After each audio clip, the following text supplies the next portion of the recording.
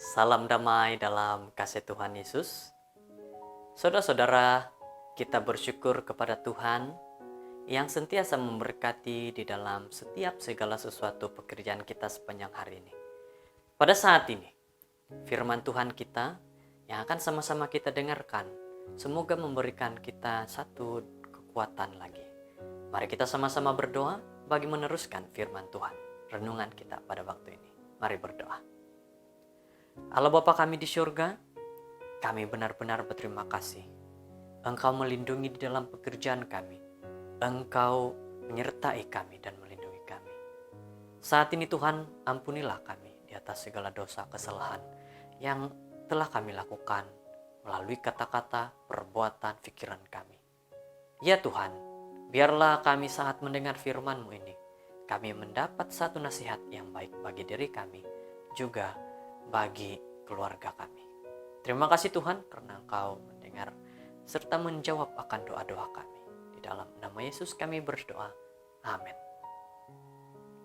Firman Tuhan kita bertajuk Salah Mengerti Ayat Alkitab. Dan ayat bagi kita pada saat ini adalah Amsal 10 ayat 4. Tangan yang lamban membuat miskin, tetapi tangan orang rajin menjadikan kaya. Satu ayat yang sangat baik bagi kita, yang membawa kepada kita lebih berpikir tentang pekerjaan harian kita, tentang pelayanan kita. Banyak di antara kita pasti senang sekali membaca ayat-ayat dalam Alkitab, serta senang untuk melakukan pengertian sendiri, sehingga membuat diri sendiri kadang bingung atau semakin tidak mengerti akan apa yang dibaca dalam Alkitab. Apa yang perlu kita lakukan apabila membaca Alkitab adalah berdoa, memohon agar Tuhan memberikan akal pikiran kebijaksanaan supaya semua pengertian itu tidak menjadi membingungkan ataupun tidak salah. Bacalah Alkitab dengan dipimpin oleh Roh Kudus. Ada seorang laki-laki yang begitu aktif dalam pelayanan gereja. Pada saat yang sama ia membuat satu bisnis toko, pemberian daripada orang tuanya. Dia menjalankan ini. Keuangannya menjadi tidak teratur setiap hari, dan semua orang mengetahui akan hal itu, sehingga mengakibatkan kesusahan juga bagi dirinya juga keluarganya.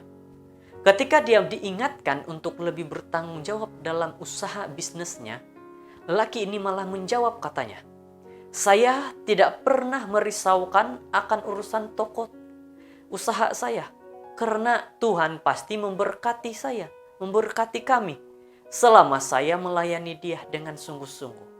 Inilah kata-kata daripada dia. Dan ini adalah kata-kata yang membuatkan dia hanya membiarkan saja bisnisnya. Dia membiarkan begitu saja toko dia. Dia tidak menghiraukan itu. Jika dipikirkan sepintas saja, jawabannya daripada laki-laki yang punya toko bisnis terdengar benar dan mulia.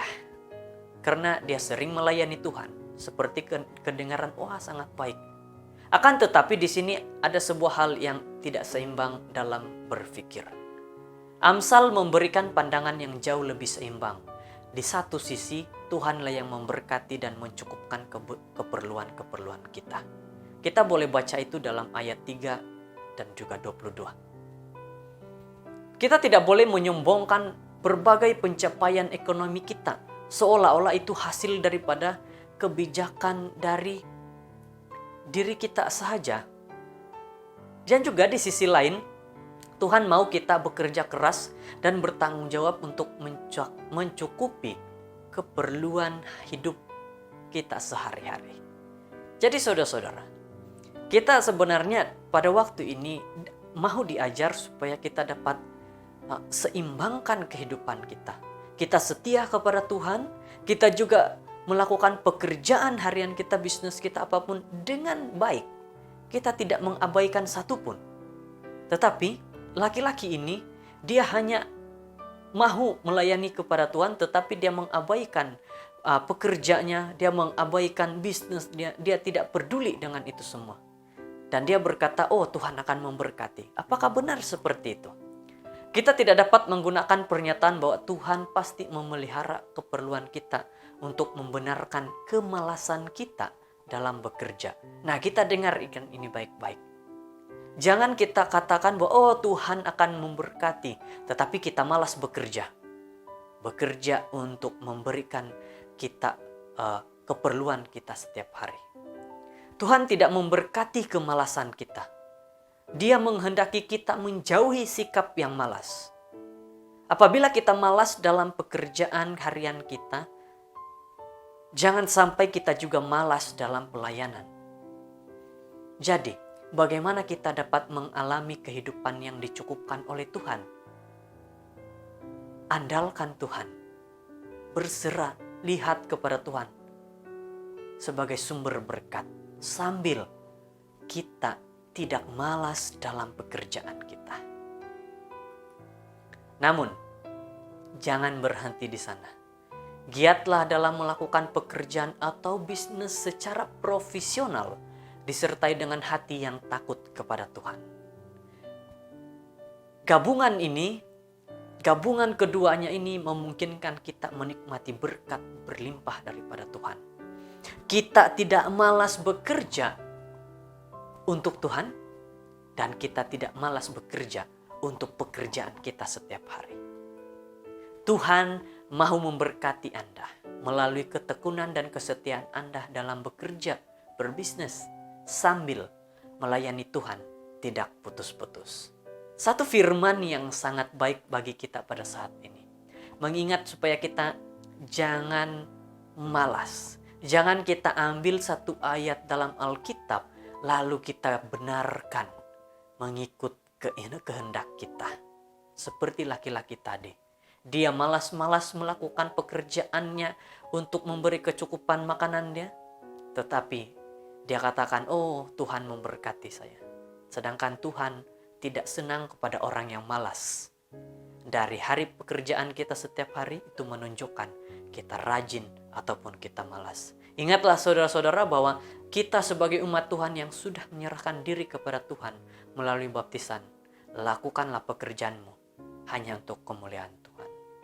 Apabila kita punya bisnis, pekerjaan, kita melakukan itu untuk Tuhan, maka itulah pelayanan kita. Semoga kita diberkati dengan firman Tuhan pada saat ini. Kita akan terus bersemangat untuk melaksanakan pekerjaan kita setiap hari dimanapun kita pergi dan kita lakukan pekerjaan. Dalam pelayanan Tuhan ataupun dalam pekerjaan harian kita. Tuhan memberkati. Mari kita berdoa.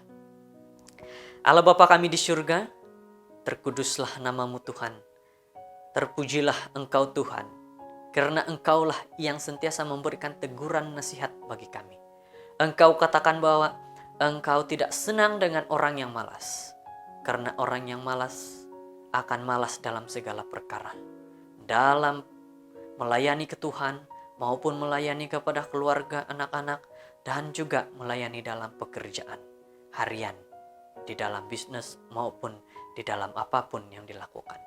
Saat ini Tuhan terima kasih dengan firman yang kami dengar. Kami sebagai umat Tuhan harus mengerti benar-benar ayat demi ayat dalam Alkitab. Agar kami tidak salah mengerti dan kami tidak hanya membenarkan keinginan diri kami melalui ayat yang kami dengar. Tapi kami membaca Alkitab untuk meminta kepada Tuhan penjelasan yang benar. Terima kasih Bapa sudah mendengar akan doa kami ini. Memberkati mereka satu persatu yang bersama dalam renungan ini. Di dalam nama Yesus kami sudah berdoa. Amin.